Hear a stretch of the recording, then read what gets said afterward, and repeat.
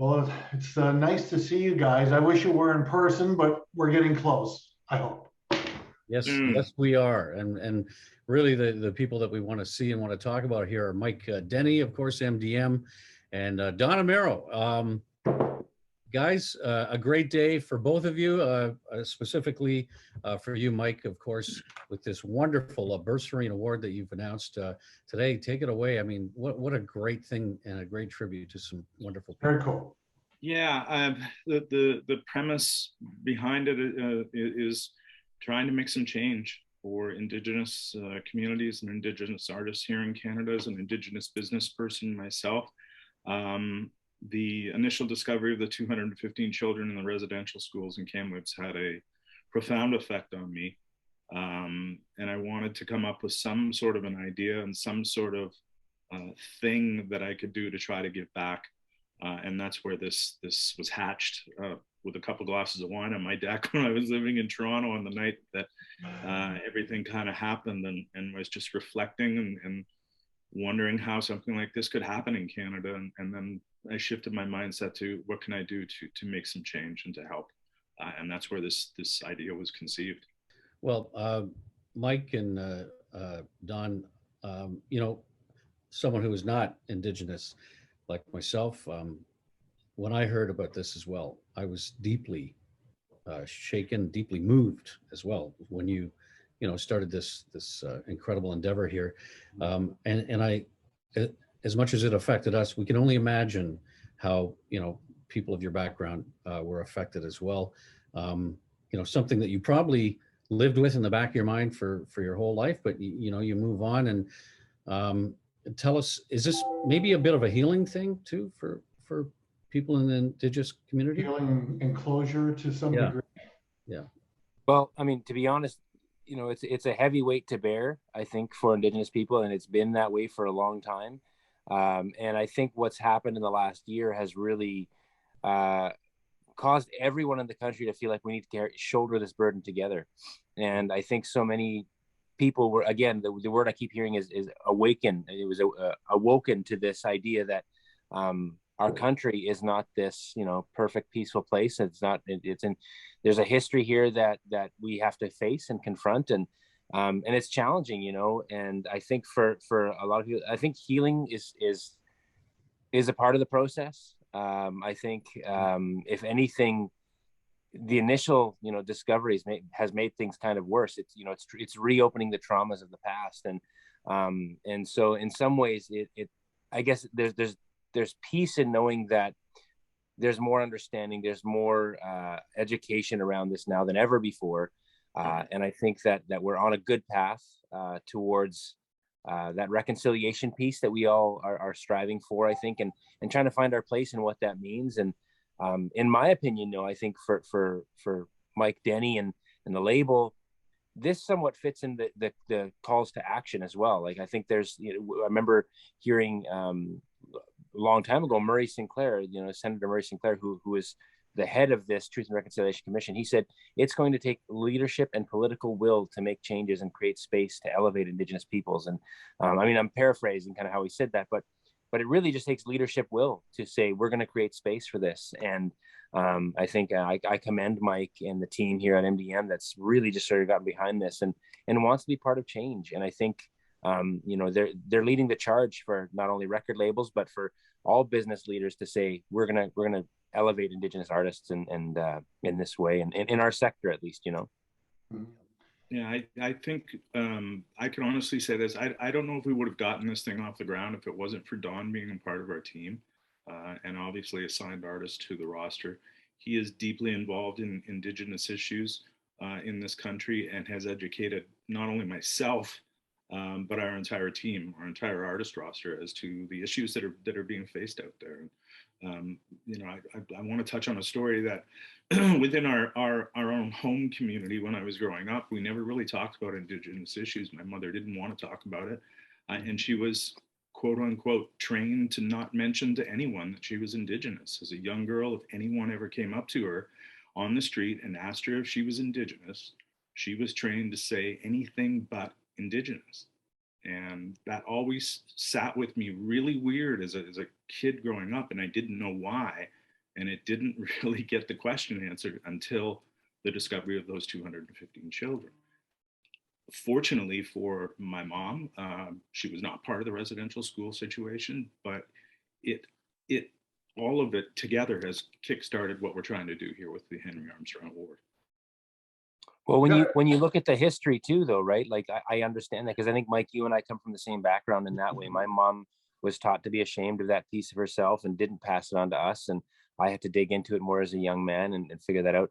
But really, I mean, it's always been, it was more so in the past, but it's always been a lot unsafer for people who are Black, Indigenous, people of color. It's always been that way. It's still that way. Not quite as extreme as it once was, but it's still the case today. And I think I understand why, the people that love us wanted us to keep us safe and out of harm's way in that way. And albeit, we look back and we think maybe now that wasn't the right course of action, but at the same time, what's a parent to do when they're raising their kids to say, we want you to be safe? And if you're Indigenous, immediately that puts you in another category that led you to potential risk, and we see it now. If it takes a little bit of research to find out that Indigenous people are not treated as non-Indigenous people in this country. I got a quick question I'll ask you guys, and it's just kind of what's going on with some current affairs. Indigenous peoples at the Vatican right now, looking for an apology from the Pope and so forth. How important is that? Yeah, that's an interesting. I've been listening to that too. I find it's symbolic, right? Really, because I mean, the Pope is known as the head of the Catholic Church, right. And the Catholic Church was behind a lot of the really horrible leadership when it comes to residential schools, and so it's a government and a church thing. And I think that formal apology with the Pope coming here on Canadian soil and doing that, and I think it's symbolic. I think it's one small step. I don't think it's like apology is one thing, action's another. And I think that's really where this all comes to head, is that having the Pope acknowledge this history and understanding it, and then I think enacting active action plan in the churches to really be part of the reconciliation story, which I know they're there. And from my perspective, I think churches really want to be part of reconciliation.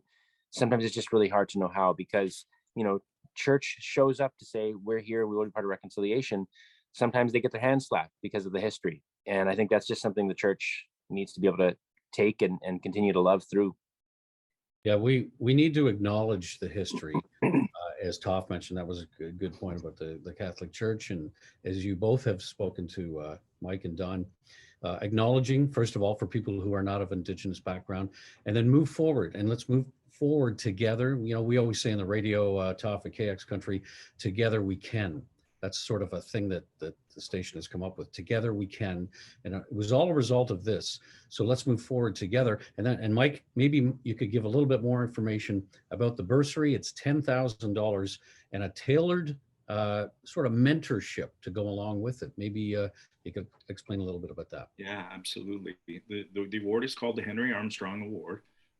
Henry was my grandfather's last name, and Armstrong was my mother's maiden name, and that's where we came up with the name for this. The portal for submissions will open up on April the 19th for a 4-week period and close on May 13th, 2022. From there, it is open to, by the way, to all Indigenous artists, not just Indigenous country artists. We are trying to cast the widest net that we possibly can and get the word out to the Indigenous communities that this award is available. Once the portal closes on May 13th, we will judge the submissions that have come in, and the award and the winner will be announced on National Indigenous Peoples Day on June 21st. What I didn't want to do with this award was just hand somebody a check for $10,000 and never hear from them again. So what we decided, and this is not just me, there was a committee of people who helped me shape all of this award. I just came up with the idea, and then folks like Don and a host of other people from the industry helped get it to where we are today. The idea that we came up with was to announce a winner on National Indigenous Peoples Day, give them a check for $5,000, but then start the mentorship program. over the course of the next 12 months. So they will meet with Don Amero. They will meet with myself. They will meet with our radio promotion team. They'll meet with our media publicity team, our social media marketing strategist, all of that over the course of a 12-month period. And at the end of the 12 months, we will give them the second payment of $5,000. And hopefully at that point, they're much further ahead with where they are in their career than what they were the previous 12 months before that. The initial $10,000 is my own personal money that I'm putting into this, but my goal over the course of the next 5 to 7 years is to get this award to $100,000. Whether we award that to one individual artist on a yearly basis, or we fracture it off into 10 artists at $10,000 each, we'll get there when we get there. But slow and steady is how we do everything at MDM Recordings, and this one is no different. We want to create something that has value to the community, is seen as a worthwhile endeavor, and brings out some amazing music that we know is out there. We know it's out there. We just got to go find it, and they've got to find us. That's why we appreciate you guys helping us out, get the word out with this today. It's outstanding. It really is. Very, very cool. Yeah. Don, maybe you could talk a little bit about, in the past, talk about maybe some of the challenges of getting your music out there. Do you think this is going to, overall, it seems like it is, it's going to help Indigenous artists moving forward? Yeah. I mean, again, I always use the word elevate and allowing, creating opportunity for Indigenous artists to grow. I think, for me, I've benefited by all those opportunities where I can walk into certain spaces because of my Indigenous background, and that, other folks can't. That's really, again, elevated me to the point where I'm now having a, successful career in music, and it's been a really fantastic journey. I've got the support of many. And I think it's prizes like this and awards like this that really, again, create that space for Indigenous artists to grow. And I can attest to that for sure in my career. Star Maker recently had the Orion program roll out, and we've benefited by that. And there's been a lot of cases like that. The Indigenous Awards has been a huge platform for me. And there's multiple awards in that now as well. And I know the Junos has for quite some time now enacted their Indigenous Awards, and again, another big push for me. So when space is created for Indigenous artists to grow, it absolutely works. I can attest to that. Mike, would you be looking for anybody to volunteer their time to help out? Is there a way that people can do that if they want? That's an interesting question, Jerry. Right now we're very insular. In year one, we have a committee of 7 or 8 people right now. And the reason that we did that was just to make sure that there wasn't any major hiccups along the way on the back end. But that being said, we will need some help if people need or would like to become involved in it. They can go to the website, henryarmstrong.ca. There is a place to leave comments and anything. If they want to reach out to us, they can reach out to us there. And we'll get back to them for sure as we go forward, because it's going to take, it takes a village to do anything. It's going to take a village to do this as well too. It is not just me and Don. No, by the end of this, there will probably be 40 or 50 people involved with getting this to the point where we actually make the award. So it's a lot of work.